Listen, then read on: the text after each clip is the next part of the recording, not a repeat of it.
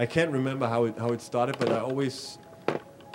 drums just always seemed like the coolest instrument to me. There is this saying where it's like, hey, who is responsible for the time in the band? And the answer, of course, is everyone. Of course, especially with other music instruments or other things in life, every other instrument can influence. So I think you're the best drummer if you're really an overall musician. It moves people a lot. You know, when the drummer knows about the song form or knows even the lyrics. Because honestly, we sometimes don't, but we can make better decisions. But if you don't listen, if you're not interested in your environment, then you will make wrong decisions. I'm not like Whiplash-like where you have to go into your room alone and then you'll be a great musician. That's not what I mean, but there is something to be said for just going deep and spending some time and figuring it out, and everyone can do that. So stay there and think about the only way out is stick with that thing and you try to make it better. And you will. When you sit around with a couple of guys at a dinner table and there's a certain volume, you will adjust your voice to be that volume, and you do that automatically, and that's just sensitivity, and that gives people social trust. So if you think in standards of like, oh, I always have to talk this loud, then if you go to a library and stuff, people think you're a weirdo, and you are, because and it's the same in music. So I try to be aware of whatever is going on, really, and that's how you get sensitivity.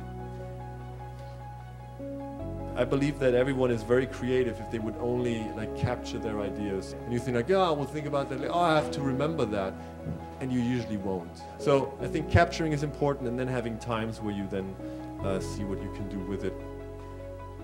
To just sit there with the instrument, listen to yourself and figuring it out, that's a very effective way to go about it. And the second part of that is to manage your time well. Where does my time go? Do I really want to sacrifice a level of drumming because I have to catch up on that new Netflix series? You know, like it's really as that, and it sounds a little bit crass maybe, but it is a deal that you do. It's either or. Do it a little bit, go a little bit deeper, do it a little bit longer, and you'll be surprised that a level of playing will be yours that where you thought like, but that's not me. It's not you because of your habits right now maybe, but you can change those easily. And so expect a little bit more from yourself, spend a little bit more time with yourself, and also of course other musicians. And then write me an email or something, whether it worked.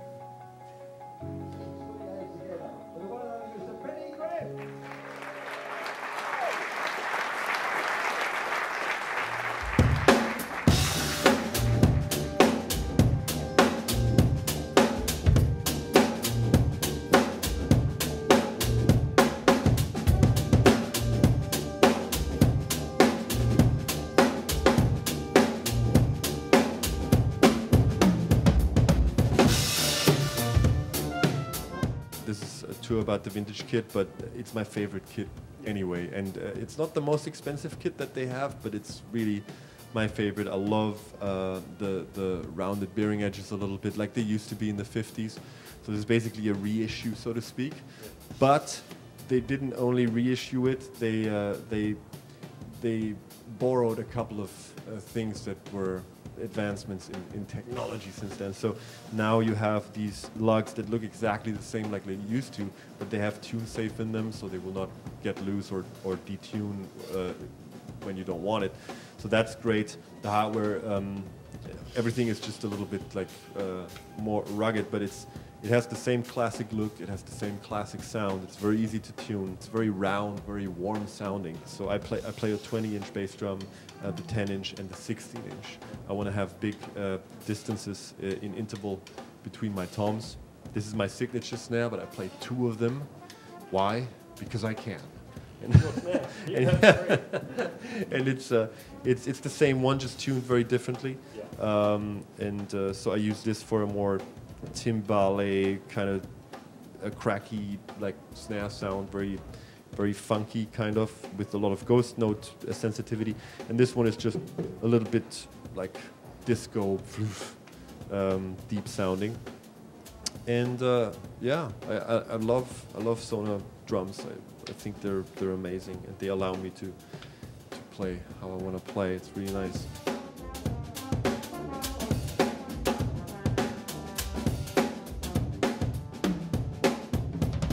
I was allowed to design, first it was the Sand Ride. I was allowed to design a ride cymbal with Meinl, and I always modified my own cymbals. I buried them in the garden. That didn't do anything, by the way, so don't waste your time.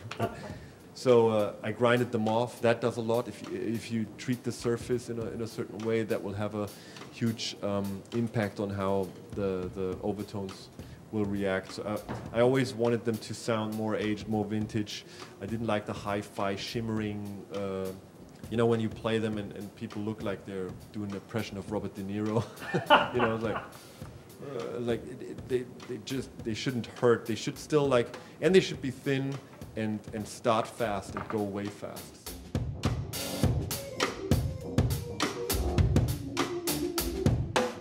I once recorded with an engineer that worked at Abbey Road as well, and after hearing my set sound, he said, "Oh, they're very nice, they're brilliant, they're fantastic.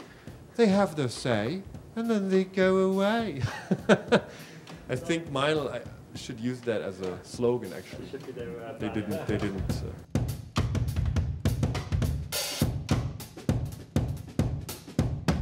So that was the first one. That's the 20-inch Sand Ride in the Byzance series. I love this one. It has a better, stronger bell than most thin cymbals, but it still has the stick sound and the wash of a thinner cymbal. Then next came the Sand Hat, which is a very thick bottom cymbal and a very sensitive, thinner top cymbal. Also sandblasted. We sandblasted all of them. That means they're a little bit, less overtones. This is the 18-inch thin crash. I stack it with the 14-inch trash hat bottom. So the trash hat consists of a 12 and a 14. I take the 14. It has these nice waves here and these holes, so it has less sustain and will make this sizzle sound when stacked like this. And then this is the 22-inch Sand Crash Ride. It's wonderfully thin. Check this out. Right. So it has these nice rivets in there. I use this as a mighty crash, but also wonderful as a jazz ride. And these are just two 16-inch trash crashes. They're not my signature ones. They're still in the same line, in the vintage series. But I just take two of those as a hi-hat, and that's it. And this is the newest member of the family. This is my 8-inch crasher hats. And this is a combination of 4 cymbals, actually, to create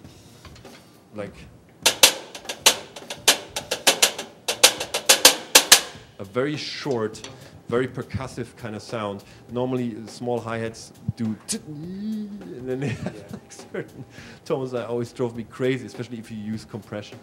But this is a very short, nice percussive sound, very dynamic, and it can do kind of shaker sounds or stuff like that. So I really like that. And I use Sonar hardware. That works really nice. I use this pedal since maybe 15 years or something, or 13 or something, and it looks like it. But I used my Vic Firth sticks. These are my signature sticks. They were kind enough to listen to some of my suggestions. I basically wanted to make the perfect 5B. So normally 5Bs on the market are a little bit top heavy, but it's very important for the rim click sound and for just the weight of the stick for me at least, to have a 5B kind of stick. But I wanted to make it thinner here and also a smaller tip, so it sounds a little bit nicer and more delicate on the cymbals, and it's just a little bit bouncier and faster. But you still have the same sound and the same feel. So I like that a lot. Thanks, Vic Firth.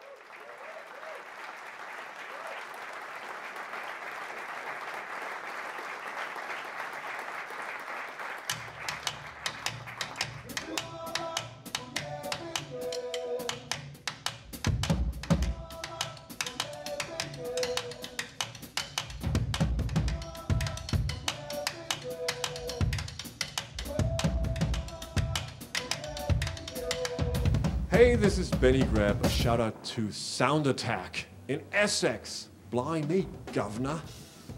That's not. No? That's not.